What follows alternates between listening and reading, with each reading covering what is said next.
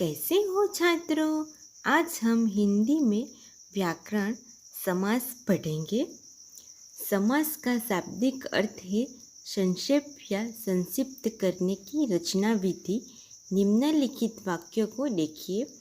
राजा का कुमार सख्त बीमार था, जिसका संक्षिप्त रूप होता है राजकुमार सख्त बीमार था।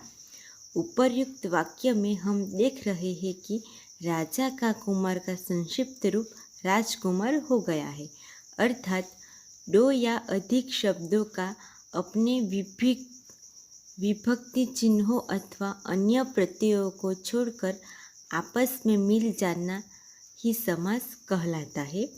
तात्पर्य यह है कि समास में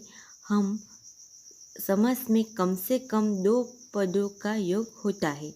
जब वे दो या अनेक पद एक हो जाते हैं तब समास होता है। समास होने के पूर्व पदों के रूप को बिखरे रूप समास विग्रह और समास होने के बाद बने संक्षिप्त रूपों को समस्त पद या सामासिक पद कहते हैं।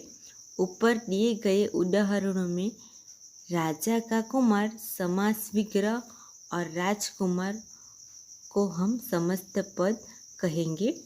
समास के भेद। परंपरागत समास के 6 भेद हैं। द्वंद्व समास, द्विगु समास, तत्पुरुष समास, कर्मधारय समास, अव्ययीभाव समास और बहुव्रीहि समास। समास के मुख्य 4 प्रकार हैं और इन प्रकारों के भी कई उपभेद हुआ करते हैं। देखिए, समास के मुख्य 4 प्रकार: अव्ययीभाव समास, तत्पुरुष समास, बहुव्रीहि समास और द्वंद्व समास। तत्पुरुष समास के उपभेद है व्यधिकरण तत्पुरुष और समाधिकरण तत्पुरुष। व्यधिकरण तत्पुरुष के उपभेद है कर्म तत्पुरुष, करण तत्पुरुष, संप्रदान तत्पुरुष, अपादान तत्पुरुष, संबंध तत्पुरुष और अधिकरण तत्पुरुष। बहुव्रीहि समास के उपपद है समानाधिकरण, व्यधिकरण, तुल्य योग और व्यतिहार। द्वंद्व समास के उपभेद है इतरेतर, वैकल्पिक और समाहार। उपर्युक्त तालिका में निदर्शित भेद उपभेद में से हम निम्नलिखित समास के बारे में अभ्यास करेंगे। पहला है अव्ययीभाव समास, कर्मधारय समास, द्विगु समास और द्वंद्व समास। आज हम अव्ययीभाव समास और कर्मधारय समास के बारे में अभ्यास करेंगे।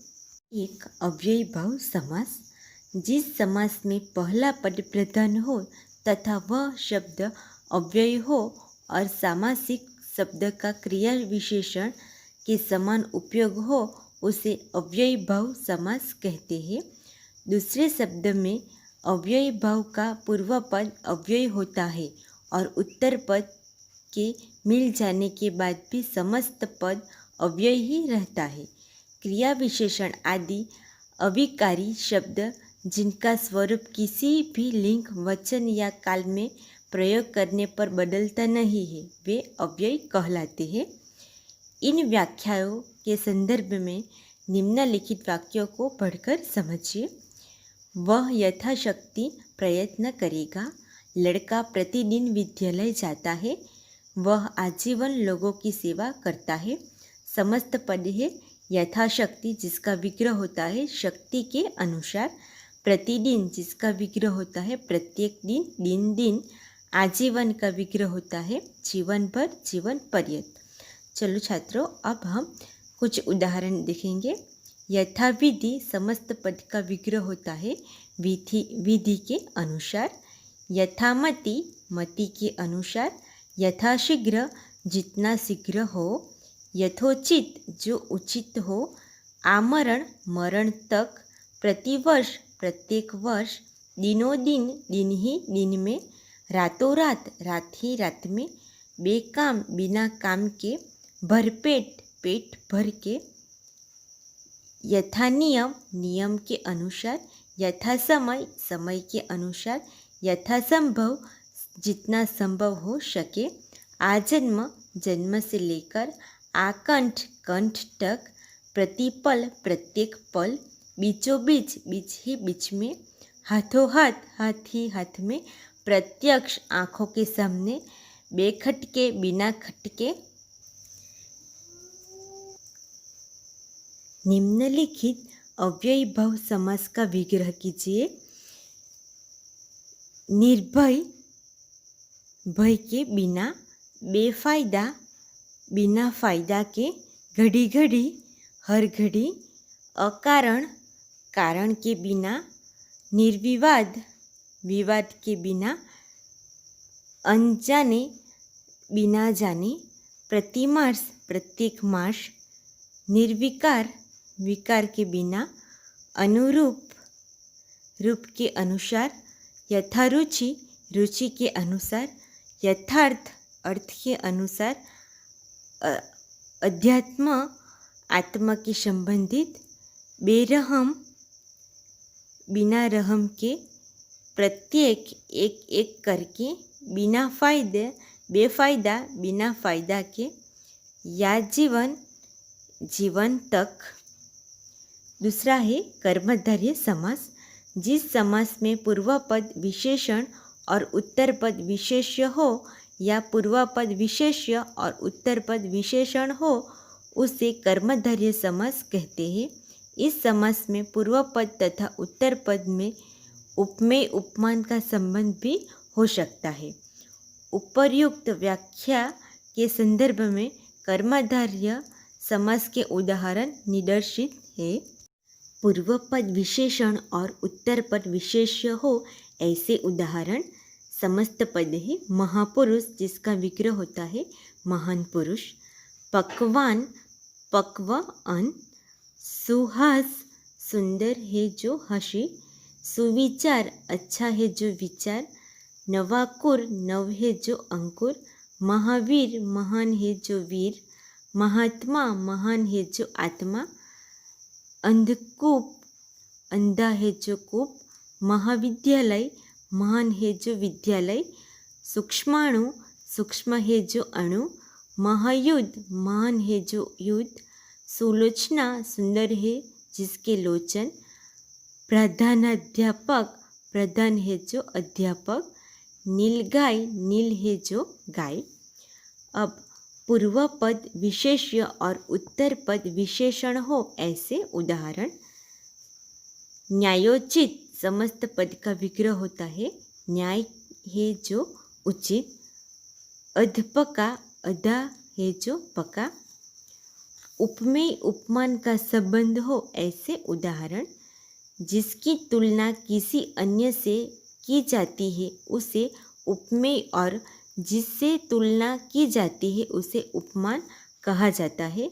जैसे चरण कमल समस्त पद का विग्रह होता है चरण रूपी कमल, जिसमें चरण उपमेय और कमल उपमान है।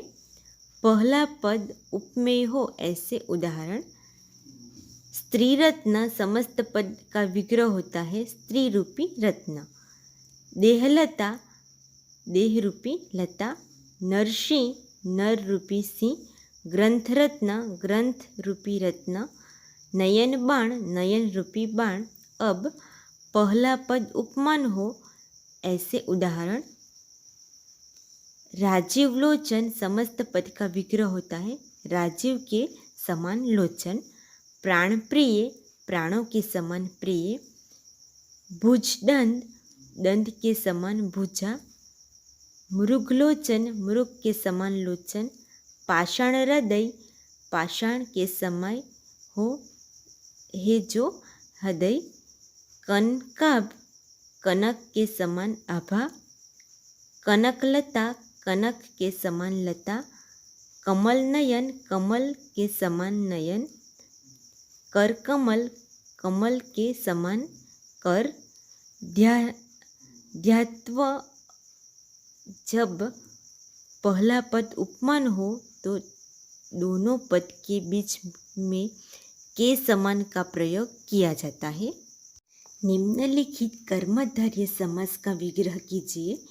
दुरात्मा दुष्ट आत्मा, नीलकमल, नीला कमल, नीलांबर, नीला अंबर, कापुरुष, कायर पुरुष, नीलकंठ, नीलाकंठ, नीलगगन, नीला गगन, क्रोधाग्नि, क्रोधरूपी अग्नि, चंद्रमुख, चंद्र जैसा मुख, चरण कमल, कमल जैसा चरण, मीनाक्षी, मीन जैसी आँखें, वज्राग, वज्र जैसा अंग, मधुमादन, मधु जैसा मादन। छात्रों, यहाँ हमारा अव्ययी भाव समास और कर्मधारय समास समाप्त होता है। अब आपको इन दोनों समास के अन्य उदाहरण लिख के लाना है। Thank you.